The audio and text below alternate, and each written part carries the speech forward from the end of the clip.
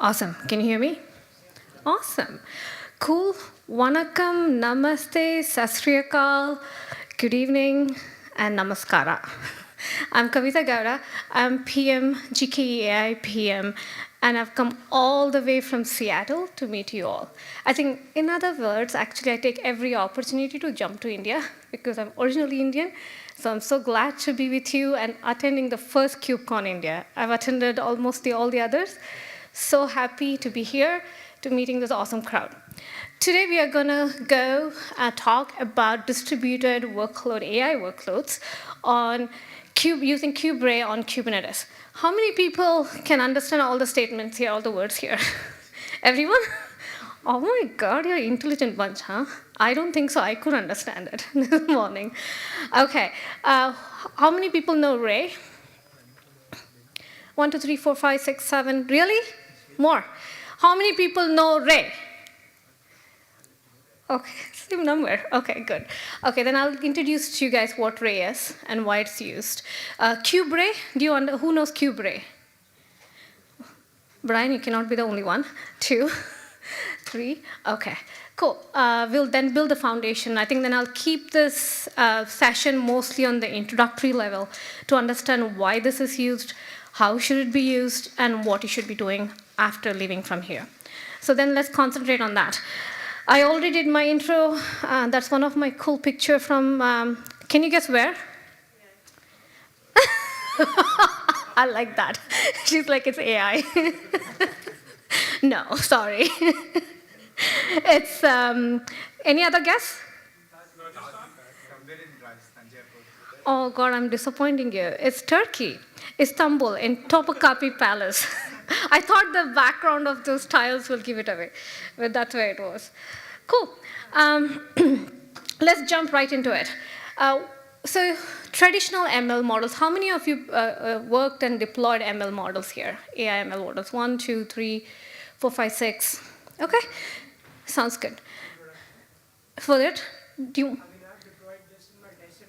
Sure, yeah, whatever, right? Well, awesome. So whenever you are doing a traditional ML models, which used to be a smaller models, right? It was your regressions, or it maybe even including your older image identification models and things like that. These models actually took a lot of time to train, a lot of compute to train. That means a lot of dollar to train. However, it does not take a lot of time to infer the model because they're a smaller model, basically. So you could do basically inference. That means, hey, is this image a dog image, right? That is going to be much easier because on a CPU or a smaller GPU you could use before. And that's how all it worked. But today, whenever you're using large language models, the large language models, as it says, it is large, right? It's super large. It's only getting larger. Because the large language models actually, not only you have to spend a lot of money training it, but you also have to spend inferring it. Not all of you will train it. Has anyone created an LLM model or trained an LLM model here? No, right? It's not. You're not going to do it as often. You're going to use all the things that they're in the thing, Gemmas of the world, Lambdas of the world, Gemini, and anything else, right? And you're going to use that, and then you might fine-tune it for your use cases, and then you're going to mostly serve it. That is for your for your model, whatever you have fine-tuned it, you might want to serve it. Maybe if you're in a healthcare, you might want to understand, you want the model to understand certain medication terms, what are the side effects, et cetera, and provide more accurate information. So what you're doing in that case is you're mostly serving the model. However, now serving the model is also very, very expensive. It is CPU and memory expensive. And that's the reason you need GPUs and others which has higher memory requirements. So that's the reason there's a lot of innovation happening in the space with distributed computing. So if you go back to 2015-14, how Kubernetes was, where you wanted to create your e-commerce website and you wanted to scale during your burst seasons, why did you do it and why did you use KubeCon is, sorry. Why did you use Kubernetes is to scale, right? Today, there's a lot of innovation happening of how to take a model and then distribute it across multiple GPUs or TPUs, and then utilize that expensive resources efficiently. And one of that effort is actually Ray. And so why distributed? I'm just going through these slides. You guys know what it is. You can just think it similarly as your Kubernetes a long time ago. Ray has, basically, it's a Python-first approach. With Ray, you can distribute your training. So actually, you can do data processing, you can do training, then you can do fine-tuning, and then you can infer while distributing the task and create parallelism with your model so it can run and scale across all kinds of accelerators like GPU, TPUs, etc. That is why Ray was created. I just want to give you the overall view of this one. Take a look at this. So if you go and actually search Ray, has anyone done that before the session? Went and searched Ray and tried to read about it? Okay, one. Okay, good student. You're a good student, huh? Sorry, anyone said anything? I was saying, it's such a generic name. Yes. You have to use a good search parameter. Ray in AI, ML, or LLM. So it is complex. The reason I asked is, it is complex. There are many different libraries, there's many different components. So I just wanted to give you this view so that way you understand what it means. This cloud underneath, which provides you all the compute. Ray Core is the one that actually enables you to provide the distributed computing. And we are going to talk today more about the Ray Core and the cloud. And on top of this, so many Ray AI libraries to help you with serve, tune, train, data, name it. They have the libraries that you can use it for your all scenarios, all the life cycle of your LLM. So today we are going to concentrate with Kubernetes, why Ray Core and Kubernetes work really well. They're actually a match made in heaven. As I just want to give you, like, if you see this in the Ray AI library, you see this Ray also has their own libraries. Does not mean that's the only library people use. There's so many libraries for each one of them, if you see at the bottom. There are so many libraries that's out there. This is, at this point, the AI ML space is a Wild West. It is a space where there's a lot of innovation happening, a lot of new things coming, a lot of consolidation, which is necessary because we are at the very low level. There's so much of innovation to be done. So you see a lot of these things, not one model fits all. And so as I told you, those were the libraries, but we're not going to delve into the libraries here.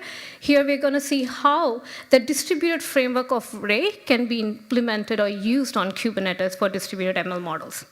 So what is the core key concept of, let's see what's the core key concept of the Ray Core, right? So it's basically you take something, right? Let's say you have a model, and it needs to be, it has text classification. Let's take text classification, okay? You need to take, you have so much of data, and you cannot send all the data to this model at the same time. I don't think so anyone can do that. A lot of GPU, TPUs, etc. So what you want to do is, using Ray, you might want to create various different tasks, jobs, etc. And then each one of them may be using various different APIs and libraries. You might want to send certain amount of data. There's different kind of classifications that you can do. I'm just giving you some example here so you can understand it. You just take some amount of data and say, okay, this data I'll send it 1 to 10, let's say 100 text you're training with, 1 to 10, 10 to 20, 20 to 30, whatever. And then you are doing parallelly, you're training your model on this and trying to get the output. So to do that, you use something called tasks, actors, and objects in Ray. Tasks is nothing but it's just a function, just an anonymous function. That's how I've thought. If you guys have better understanding, let me know. I'm trying to use similarities here so that you can understand. It's just a simple function, a Python function that you can use, write something, and then this function can be fed and said, take this function and run it on 100 different computer and use different objects, right, or data, and then collate the output. That is what is Ray. At this point, it's basically taking and parallelizing and running the same thing or a different variation of it at the same time across your compute so that you don't have to use very expensive chips, and you cannot get so much of memory at the same time, and hence you're trying to distribute it across your GPUs. That's the overall idea. So task is like function. Actors. Has anybody know actor model? It's very famous in Kubernetes, right? So it's nothing but a stateful model. That means you have a state. In other simple terms, it's nothing but you have, let's say, a variable. It knows what's the value of the variable, and it stores a variable. Next time you increment it, it goes 1 to 2, 2 to 3. So that's the actor model. It also has the data and the state that it stores. Objects are nothing but the data structure that you feed between these two, and that's what will be used across tasks and actors, and also to share between these things. So that's the core key concept, and we'll see it through demo, and I'll show you some code, etc., to understand what these are, all of them.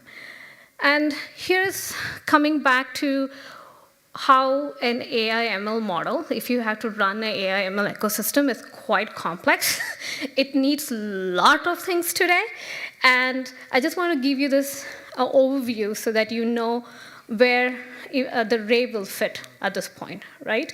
So if you are an operator, so there's multiple people in your organization will work. This entire stack cannot be built by one role. You have your platform team, your Kubernetes guys. If you guys are Kubernetes, this is where you come, the blue one. You platform Kubernetes team to enable this distribution, to provide a platform to your ML engineers, your AI engineers who are building or training or serving. You have to build something called an AI/ML platform underneath, and that's where you can use Ray and Kubernetes to scale. And the next is Ray, as I said, can be used in everywhere. Underneath, you can use GKE with auto-scaling, with Q, and with your Ray, and you can use all of this for data processing, fine-tuning, and inferencing. I've given a few other things that mostly are used, but it doesn't have to be. You can use Ray, as I showed you. Ray has so many libraries. You can use Ray for data processing, fine-tuning, inferencing, all of it. But people use VLLMs, which are very common. How many know VLLM here? Awesome, yeah. So, and why do you use it? Whoever raised their hands? Yeah. So VLM is built for inference optimization. So that's the reason it's on the inference side here. And PyTorch for fine-tuning, and its base model frameworking for training, and etc. Perfect. So now that you know what Ray core is, how do we run Ray, right?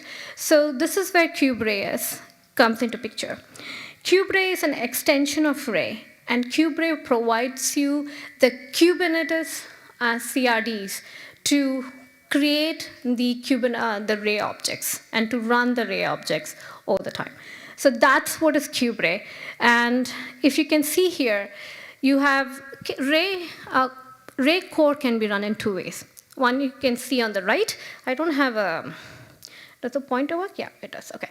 So you can run the Ray core, Ray launchers on the VMs, cloud VMs by yourself. But it is that you have to manage all of this by yourself. On the other hand, there's KubeRay that enables you to use it on Kubernetes, which provides you all the base layer of distributed computing, such as consistency, distribution, scalability, availability, etc.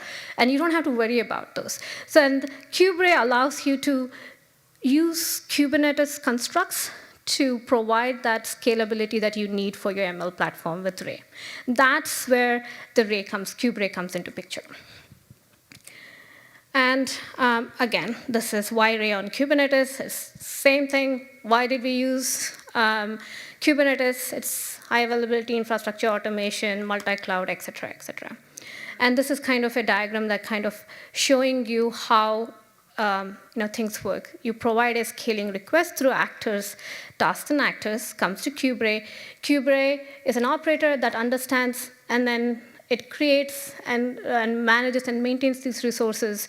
And then you have the advantage with KubeRay and other things is all the other periphery advantage that you get. You now have observability, you have monitoring, you have scale, you have all of that information at one place where you run your other workloads as well. That's the overview. Let's, I think I should do this. I should introduce this before I show you the code. You know what, maybe I'll show you the code first, and then we can go to that. Okay, let's move on to the code. And so we introduce, what did I introduce as a part of, can somebody call out what did I introduce as part of Ray? What are the key concepts of Ray? Tasks, actors, objects, exactly. So task, as I said, is a function. That's it. That's all it is. And here you can see that I have a function here, and all it does, it has some function. That's it. And it returns 1. That's all it does, right? So you can write any kind of function. Obviously, when you use your MLs and et cetera, it becomes complex, but I just wanted to introduce what this is. But you can see I have other few things, such as import Ray. And Ray init, what it does is it initializes a cluster for you. Ray has something called a cluster and a worker, a Ray cluster. Oh, sorry, thank you. Come on. Oh, sorry.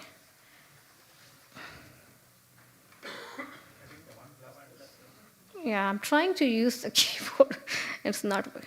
Nope, wait, hold on. Yeah.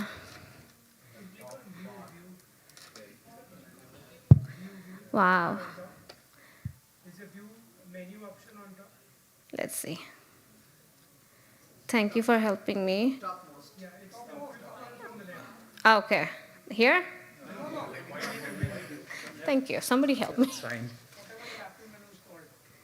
Oh, Yeah. Apple View. And correct. You want to zoom the entire thing? Zoom. Zoom. It's command equal to. Awesome. Yeah. Cool. There you go. You now understand that I don't write code much. Okay. So this is basically the Ray init will create you the cluster. It creates you the worker to run this task. And that is what we are going to see further and how we're going to use Kubernetes for it or KubeRay for it. And here, this is the object I was talking about.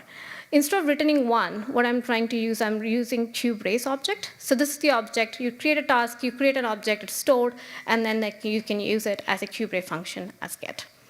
And then there's an actor. And in an actor here, it's basically, here you do a class. It's more you have to persist your data, right? And hence, you have a class here, and then in the class I have this counter, and all I do with the counter is, and I'm doing a for loop here, and I keep incrementing the counter, and it retains. For each run, it retains the value. So 1, 2, 3. If you run this, it just becomes 1, 2, 3, etc. So that's the basics of actor, what actor and task is. And yes, this is the simplest explanation. When it comes to using these concepts in your ML, you have to use various different libraries that's out there and use various different architecture for your data parallelism, your model parallelism, whatever that is, to make sure you do distribute it. There's some, we'll go through it later. There's some, Ray itself has a lot of examples that you can use and see how these larger actors and larger tasks are written in the real ML life. So we're going to go through and we'll deploy actually one of the LLM model. Actually, I'll show you one sort deployed. It takes time if I deploy all of it. So we can go through that, and then you'll see how it all works. Awesome. So the next topic is, now that you have the tasks and actors, etc., which is the Ray concept, and Ray also has something called cluster and workers. So it's basically, it's like control plane and data plane of your Kubernetes, where you have control plane, you say, I need so many workers, and these workers need to have these kind of configuration, etc. And then it creates that workers, and it manages and maintains that workers. So that part is where the Ray clusters comes into picture. So in KubeRay APIs, it's nothing but you have something called Ray cluster CRD. With Ray cluster CRD, you provide these YAML to create the Ray cluster at the end, and use that Ray cluster to run the jobs and services. Jobs are kind of, if you want to equate it, you want to run any task or actors here in a job fashion, then you use Ray jobs. And if you want to use a service and expose an endpoint or an application, AI/ML application, you use Ray service. So this is the demo that we're going to go through now. And I'm not going to do a live demo. This will be a recorded demo, but I'll explain it to you how we are going through it, etc. Awesome. Cool. So what are we going to do here is we have already created a Ray cluster. Let's go look at this particular Ray cluster, and then we run few jobs, and then we'll run an LLM model itself, and then we'll start serving the model. And I'll try to tie up all these concepts for you. I think I already introduced two sets of concepts. One is the task, tasks, actors, and objects, the key core concepts. And then I introduced you the Kubernetes Ray concepts such as jobs and services, and cluster. Cluster is nothing but basically to get you your workloads and resources. What do I need? What kind of resource I need? GPU on how many, etc. That's what you do with clusters. And with respect to the jobs and services, is basically you're trying to say, this is how I want to run it, right? I'll use this cluster and run this particular service or task or objects in a job fashion or in a service fashion. That is how you would want to tie the KubeRay and then the Ray concepts together. Okay, so here we are going to do, we already have a cluster, so we're going to pull up and see whether, I'll show you the cluster information, etc. Before that, I think we should also see whether we have the KubeRay CRDs in the cluster, and that is what we are trying to do. We just did find the API resource and grep Ray, and you see this Ray clusters, Ray jobs, and Ray services. These CRDs are already installed. And GKE, you already have a Ray operator. You don't have to you don't have to go and install it separately. You just have to enable the Ray operator on GKE. And once we have this, now let's go look at the cluster that we have on this particular on Kubernetes cluster I've already created. So if you see this, there are many different clusters. The one that I'm going to talk about today is the Ray cluster demo, right? And each cluster will also have a service. And if you can see, there's a Ray cluster demo head service there. And it has multiple endpoints to it. And what we are going to do is, it already has a port forwarding today. And we are going to now do another port forwarding for its dashboard. Think like Prometheus or Grafana dashboard, right? It has its own dashboard where you can see all the jobs and et cetera, et cetera. So that is what we are going to see with the port forwarding today. And we just going to do the port forwarding. And this is very helpful when you're working with Ray, KubeRay, right? So you can see what jobs you submitted, whether it failed, it passed. You also have that easy dashboard that you can do, which otherwise would be harder, and you have to figure it out. So now if you go here, and if you go do this, so this is the dashboard I was talking about. It has jobs, clusters, actors, metrics, logs, all the information is provided. And it has like information of all the jobs that you have run so far, right? You can see which one has failed, which one has passed, the actors you have, the objects you have, so all of this. So basically, I have created a cluster. I'll show you the cluster configuration for this kube cluster YAML, what it was. And that's the cluster that I already have. And I've created this, it's all running, all good. You have the cluster now. Now that I have the cluster, I might want to create the job. And the job, so here is what, this is the cluster YAML that I'm showing here.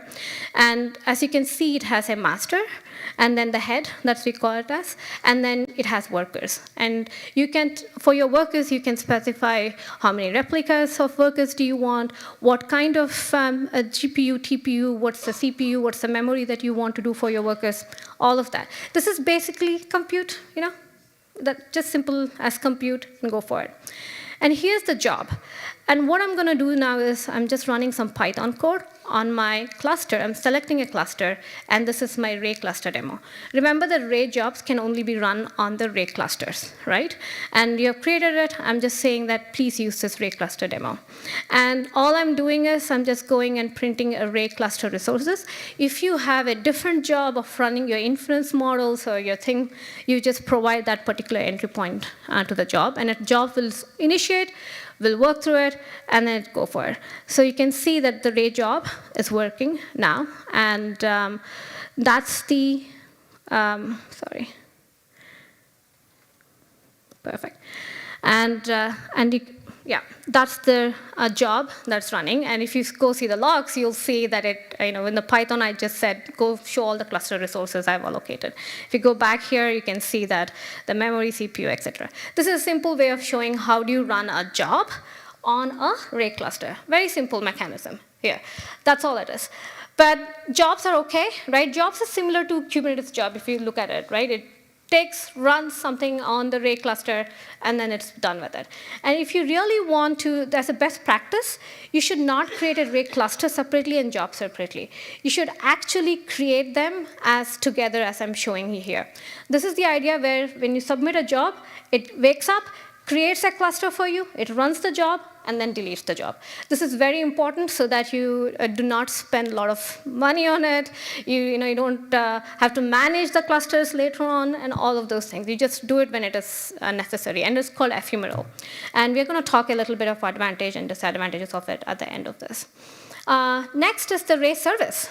So Ray service is where I'm going to create an application or run an application, and then I'm going to serve it with an endpoint to it.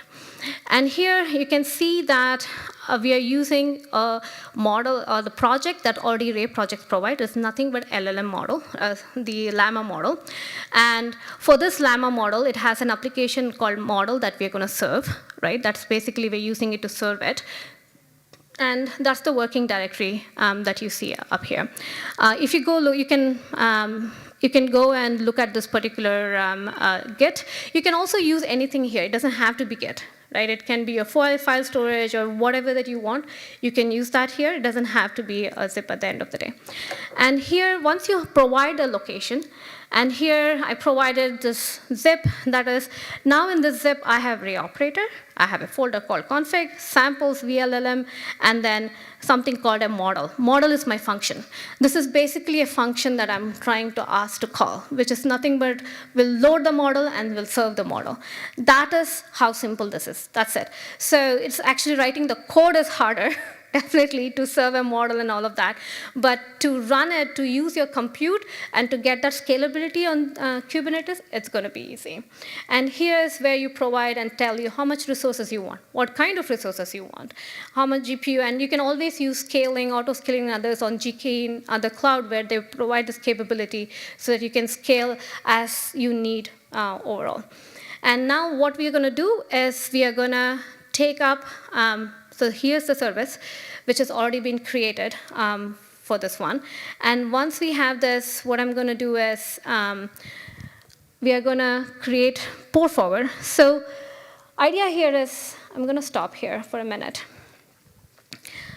So now you understood how you're going to use a service and a job, and that uses the KubeRay core tasks and actors, etc., and then use underlying compute with Ray clusters and run it in a distributed manner, right? With the worker nodes, like the workers of KubeRay, how much replica you want, what kind of resource you want.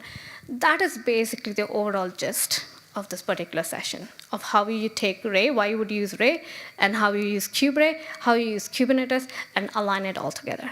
Does it make sense? Okay, did I make it simple enough? Any questions? Awesome, cool. I got some hands up there, thumbs up there. So, cool. What we're going to do now, I'll show you the code. If you want, I can also show you how does, let me do that. Let me show you how does here's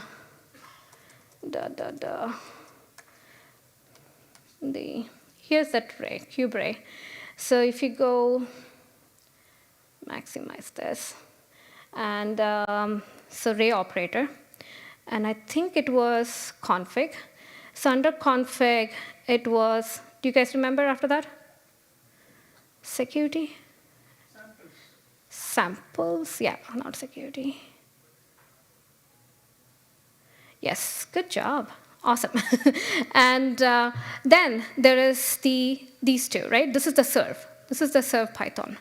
Right, if you open this serve Python and expand it, so this is your basically this is the class that actor class that you're providing here. And what you're doing is, this is the model. You said serve.model. So model is the object that you're returning. So this is basically giving you a structure of how to go about it and use the structure to create the objects in serving and use the underlying model. So this is the that you have written to serve the LLM model, actually the llama model here. So that's basically what it was, what you actually deployed as a Ray service. And now that you have deployed it, you might want to use it. So it's already deployed. As you saw, there was a service endpoint to it. Now let's send few questions to it and see whether it can answer. And that's the fun part of the demo. Let's see if it all works. Or in this case, it's not me working. It's actually, in this case, I have to see whether the Llama LLM can work and make sure it can provide the answers. So what in this demo, what we have already done is that here is my curl where I'm providing it, because I've already done port forwarding here for 8,000. So I'm just submitting this particular thing. And now is the answer there, basically. So the questions that we asked for it are, you're a very helpful assistant, provide a brief sentence describing Ray open source project, right? Let's see what the answer is. Ray project is open source, high-performance distributed computing framework developed by Databricks that supports Python and allows for scalable computing and data processing. Is this correct? Is this correct? I did a demo, guys. You should be able to tell this. You don't think so? What is wrong? Databricks, exactly. This thing is hallucinating here. I mean, yeah, because I think we are loading a 3 billion model. It's a token model. So I'm thinking maybe the 7 billion and the other might be good. So this definitely is not developed by Databricks. It's an open source community, and there's a rich open source community, not contributed by one company or anything. So that's the hallucination part here. But the rest of it, pretty intact. That's right. That I can say. So that's what we did with the KubeRay. So that's the end of my demo. And if I go back, let's talk quickly about ephemeral versus persistent. So ephemeral is basically, think this is when you're running a service or a job, you create your cluster. That's it. After that, tear it down. Once you, at the end of it, tear it down at the end of the job, or etc.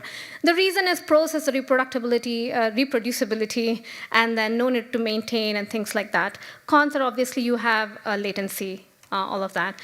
And again, why would you do persistent? So that you can reduce startup latency, and you can have a history, you can monitor, etc., etc. Awesome, and there's no security. You might want to use whatever the cloud providers provides for your Ray endpoints, for the securities, etc. Cool, the community is growing. You can always tag into this community, and then you can always contribute, see what is happening, check the release notes, and even try it on. There's so many examples. As I showed one of the examples, there's so many such examples, and it's all in Python. It's easy to develop and run. Try it out. I think it'll be easy. So I think before ending, I just want to talk about how this particular thing, how we are making it easy on GKE is we do have all the latest Gen H100 and TPUs that we are providing. There's a high bandwidth network that runs behind it. And then we also have done a lot of innovation of how to load the data as well as your containers faster, and then to reduce your disruption with checkpointing. Who understands checkpointing here? Explain? Back. Sorry, I just have to go somebody at the back.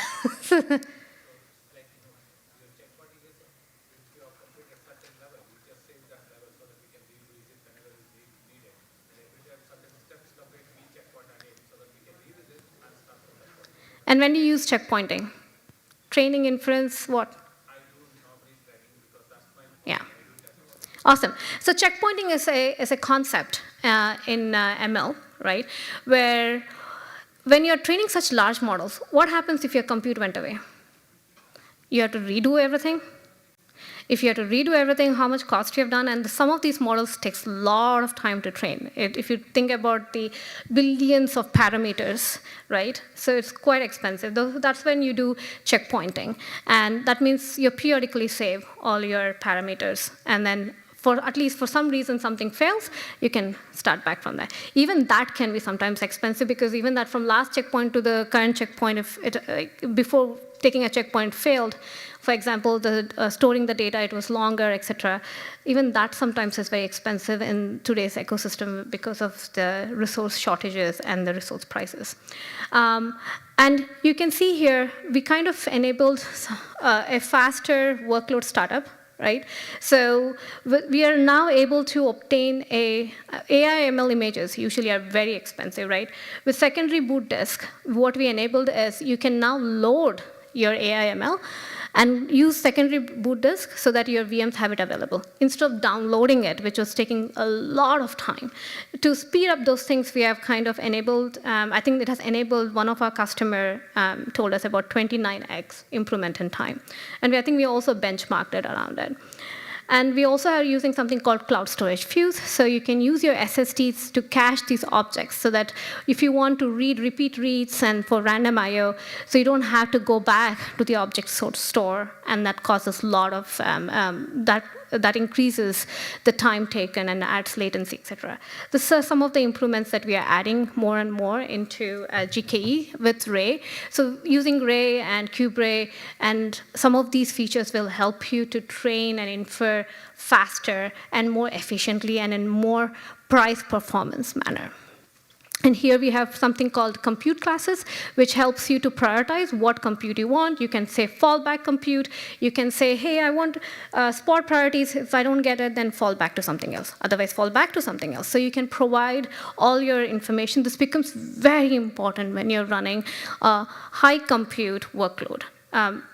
Anybody uses these kind of features because it's very hard. If you're training, if you're inferring, it's really hard if you don't have such kind of facilities on you. And definitely the workload density with KQ. I won't get into the Q. Q is an amazing open source construct. I think I would really recommend, and it's very easy to use. And if you go to any cloud provider, including GKE, you will find it. You'll have a lot of examples of how to use Q to run jobs for inferencing and servicing using TPUs and GPU. It's really helpful. It's basically you're providing a prioritized way of saying what you want to run, when do you want to run, et cetera. And then we add dynamic workload scheduler, which helps you to create a calendar to say when you should start it. Has some flex start mode. It kind of tells you what kind of request you want. Only when such kind of resources are available, it runs a job and gets back to you. So it does all of those things automatically and takes away all the headache that you'll get when you're like, oh, I don't find this resource. What am I supposed to do? And then you can't keep waiting for resources to come. You can submit it to queue, and you can submit it to dynamic workload scheduler, which will help you with all of this. That's it. I think I loaded a lot of information to you guys. And I'll stop here and raise for any question. I didn't even know what I did with the time. OK, I get almost A for time. It's 5:32, 3 minutes left for questions. I have a question. Sure. So how does Ray play along with Vertex AI? If I want to use a managed training. If you want, so Vertex AI should take away that complexity for you, right? It kind of does all of that for you underneath. So I don't think so you have to use Ray, but you can use it on GKE, and we have a Ray operator if you want to run and manage all of this yourself. Yeah. Yeah. I think I can find a document and send it, right? Yeah, because even I haven't tried it. Any other question?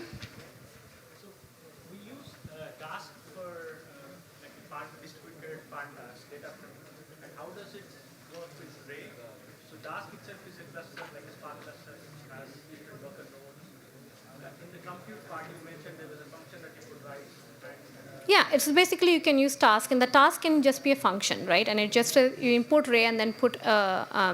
There's actually a line that you have to say for task. What is? I just forget. It's ray.import or something. And then if you use that, it tells it's a task. And you run anything that you want within it. And you can use all of these data processing frameworks. It doesn't have to be just Ray libraries. Ray is basically orchestrator of. Yeah, Ray is basically distributed computing for AI/ML. That's what you can take something and then run it across multiple compute at the same time so that you can increase efficiency. That's the overall idea. Any other question?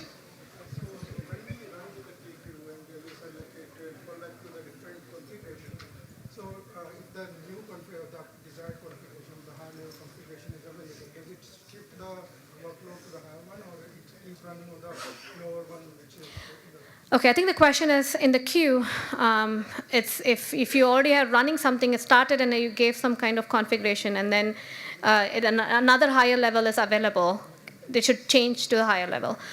I don't think so. I think it's already in the running state. Once it's in the queue, then it takes those things. It will just look for what compute you have provided that you want it to run on. Then it will match for that compute. But then if it's already running, I don't think so. It disrupts and runs on a different queue. Any Google, any you want to add? I don't think so. It will stop any application running at this point and then move it to the next level if it's available. So it should not be used when we are benchmarking at least. Benchmarking with what? Benchmarking any model or any efficiency, because that will be Queues for jobs at the end of them, and benchmarking. In what stage of benchmarking are you? I'm at the inference level. At the inference level. Inference, you want to run it as a service and available. So you can, I think there's a lot of, this is a open source Kubernetes, but if you go to GKE, there's a lot of ways to make sure to run across multiple clusters, your models, and then make sure there's low latency is low, and you provide, the queue is mostly for jobs which you do not want to use for your inferences. But only if, for example, you just want to run few requests and run back. As a batch inference, yes. Yeah, if you want to do batch inferences. Yeah. Any other questions? Awesome. Did we reach the time? Thank you, everyone. Take care. Have a good evening. We'll see you around. Have fun. Bye-bye.